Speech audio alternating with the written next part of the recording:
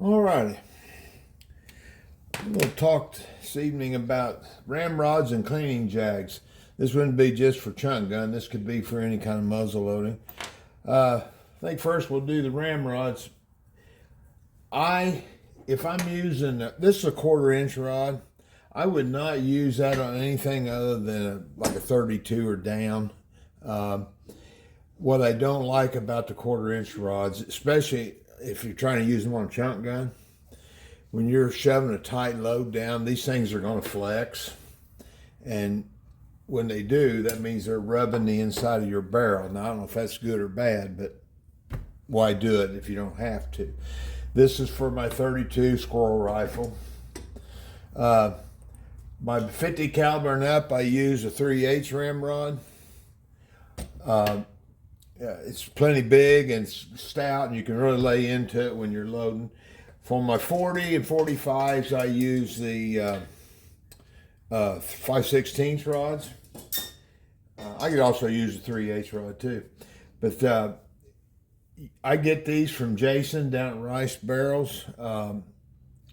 He's got probably as good as there are on the market, and they're very reasonably priced. I think about 25 bucks a pop now. But very good ramrods. So pick a good ramrod. Now, if you're going to be involved in shotgun, make sure you get one long enough. Especially, well, usually if you got a 48-inch barrel, they'll all work. But there's a handful of 52 and 54-inch barrels out there, so you may have to have those custom made by somebody. But anyway, there's your ramrod. Make sure they all have a collar on them. That's to protect your muzzle while you're loading. Now, over on the jag side of it. And before I go, you can get these in 1032 or 832 threads, so just keep that in mind. On the jag side of it, now, these are some of them out of my 45 box and some out of my 40 box. This is just one type of scraper that you might run into. It's got 4 surfaces on it.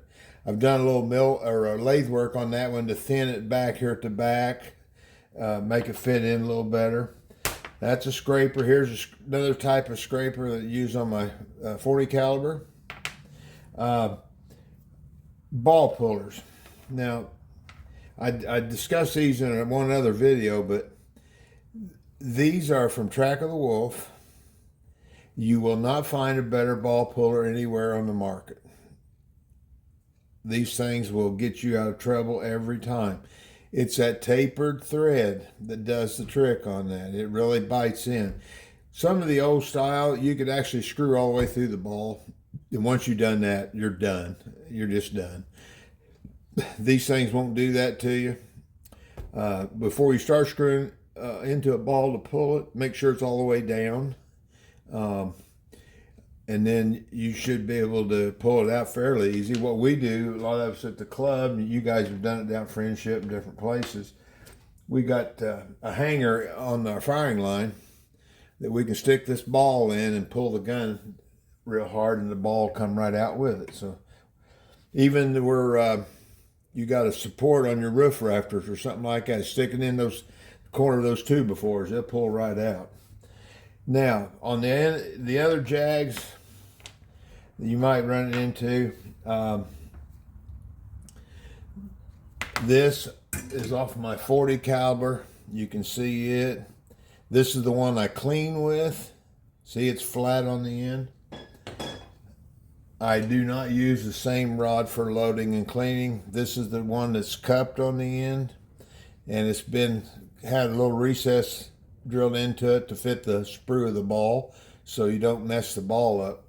The thing about these, especially on the cleaning one, what you want to look for, a lot of these jags you buy now, they got a flare here. You can see I've turned this one down, but they got a flare here. You got to be extremely careful about what kind of patch you use, or you're going to have trouble with it. I actually turned these down, and if I use a patch, say like this would be about the right patch for a 40, that gives you plenty of room to wrap around. Now you can't go this big, but you can see if you oh, maybe next size down, that lets that excess material get in this recess right here, and you can get it down the bore just fine. So what I have found over the years, when I need a new jag, I buy, if I need a 40 caliber jag, I buy a 45. If I need a 50, I buy a 54. And then I end up putting them in the lathe and turning them down to fit what I want. Before I lathe, you could do it on drill press too.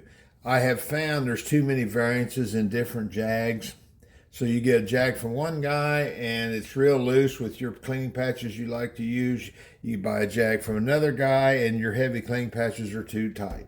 So what I do is I chuck them in the lathe and I turn them, take them out, put a cleaning patch on, see how it fits in the bore. And when I get a good snug cleaning patch going down, that's where I stop. A good snug cleaning patch will get your bore clean. A loose one will not. Different styles. Of course, we got this style we just seen. This is on my offhand guns. I've not reduced it here. I don't need to. It's just strictly for cleaning. So I like the button type. They're all flat on the end, no recess. Now the thing with the button type, they will work for 40. This is a 40 caliber. They will work on a 5/16 rod, but you got to be very careful about the size square cleaning patch you're using, because you do not have, as you know, sure, you do not have that recess right here for the cleaning patch to fit into. So whatever excess cleaning patch you got has to fit around the rod, and so you just got to be really careful. I really like this style simply because they're simple. They're very simple, and I've gotten to the place now, rather than buying them, I just make them on the lathe, and this is so easy to make. I turn it, put a screw in it, and we're good we go. Now on the screws, you're going to have a choice between an 832 and a 1032. That choice is up to you. I've always used 832. I've never tried to mix them. Some guys carry an adapter around, and I don't want to fool with that. The only thing is, make sure, if you look at all these, you'll see they all have one thing in common. They all have steel screws in them. Most of them are just like set screws from the local hardware store. I go down there and buy a box of them, and we're in business. Do not ever buy a cleaning jag with a brass screw on it. You will hate yourself at some point in time for having done that, because it will break off. They'll work hardened. They'll snap off at the least opportune time. Won't pick on Ethan Yazel, but he'll back me up on that one. I've broken myself. I was at a chunk shoot, one of the first chunk shoots I ever went to, probably 40 years ago, I guess now. Little festival near here, and they had a chunk shoot, and I just used my regular gun. And first shot, I was loading it. The jag broke off in the bottom, and I was done. I had no way to pull it. I had no way to get it out. I packed all my crap up and went to the house, had to unbreech the gun and push everything out. So only buy jags that have the steel screws in them. That's save you a lot of grief in your life.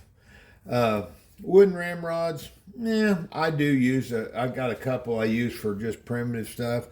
I got one I use for my smooth bore and one for my 54 flintlock rifle. They kind of fit the persona, you might say, a little better than a stainless steel rod.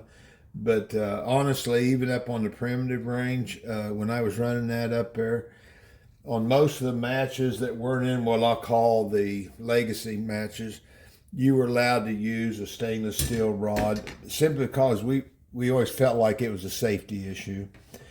I've seen a couple guys break ramrods off, wooden ramrods off, and run them through their hand. It's not a pretty thing. So there's a couple matches that we require you to use the rod in the gun. In that case, pick out a really, really good rod. The best rods we could ever buy years ago, old Don Walp sold gunwood right inside the gate at Friendship. And he had hop hornbeam, or some call ironwood, ramrods. And they were the best wooden ramrods you could ever hope to buy. You could take a 4-foot hop hornbeam wooden rod, grab both ends, and bring them around. They would touch each other and not break. And over in the corner, you won't see it, but over in the corner, I've got a 7-inch, 6-foot long hop hornbeam log that I've been sitting on now for close to 20 years. And one of these days, we're going to saw that up and make ramrods out of it, because got a friend that has a Stanley Dowling machine, and we can run them right through there and make wooden ramrods. But anyway, when you get to ramrods, pick out a good one. If you're shooting chunk gun especially, use 2 ramrods, one for cleaning, one for loading. I know it's a more expense and everything, but you will enjoy your life a little better if you do that.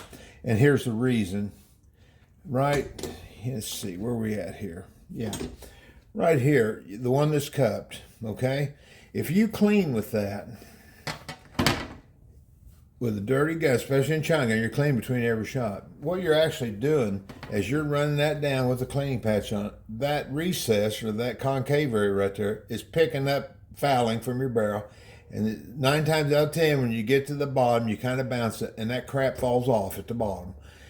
You do that a few times, you're going to have ignition trouble. And next thing you know, you're scraping and carrying on. You don't need that in the middle of a match. Use the cupped one for loading. Use the flat one for cleaning, and you'll be a lot happier.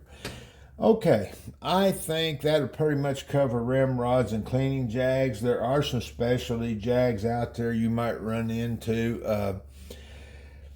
Different kinds of scrapers, and everybody's always trying to sell the latest and greatest. And of all the ones I've just shown you here this evening, the only one I'll call the latest and greatest is that one right there. And if you do not have those, call Track of the Wolf or go online and get you some for your gun, because they'll get you out of trouble every time. Well, I think that'll do it for now, guys. Thanks.